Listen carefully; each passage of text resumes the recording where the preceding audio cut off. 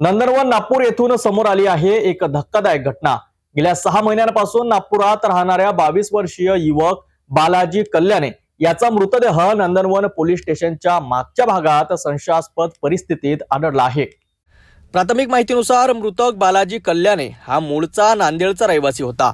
Police भरतीची तयारी करण्यासाठी तो नागपुरात आला होता आणि सध्या नंदनवन परिसरात भाड्याच्या घरात राहत होता। त्याच्यासोबत रूम पार्टनर पवन एकनाथ कोहडे राहत होता। हे घर डॉक्टर आनंद सार्वे यांच्या मालकीचे असल्याची माहिती मिळते। तसेच या घटनेशी संबंधितपणे एक मुलगी राणी देशमुख डॉक्टर BMS शिकणारी नंदनवन येथील पांडव कॉलेजमध्ये इंटर्नशिप करीत असल्याचा तपासात उल्लेख आहे। तिचे नाव या प्रकरणात नेमके कशा प्रकारे जोडले आहे याबाबत पोलीस अद्यापही अधिकृत माहिती देत नाहीत।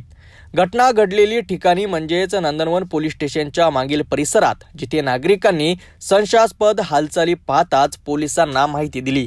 घटनास्थळी गुन्हे शाखा, फॉरेन्सिक पथक आणि नंदनवन पोलीस दाखल झाले असून मृत्यूचे नेमके कारण तसेच बालाजी कल्याणेच्या शेवटच्या काही तासाचे व्यवहार याचा पोलीस तपास सुरू आहे।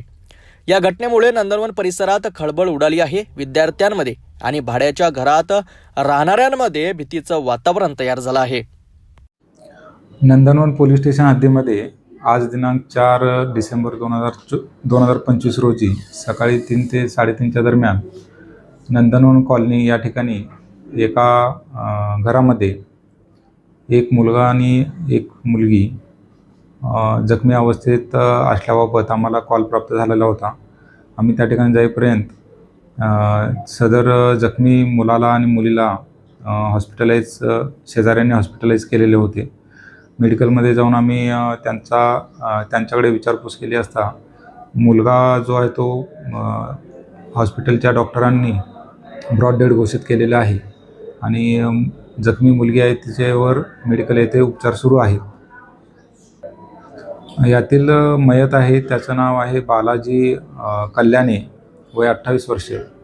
हा मूळचा नांदेड जिल्ह्यातील युवक आहे आणि तो या ठिकाणी पोलीस भरतीची प्रॅक्टिस करत होता आणि जखमी जी मुलगी आहे ती त्यांची नातेवाईक आहे। यामध्ये थोडे तपास करून आपल्याला निर्णय घ्यावा लागणार आहे। त्यात तपास सुरू आहे।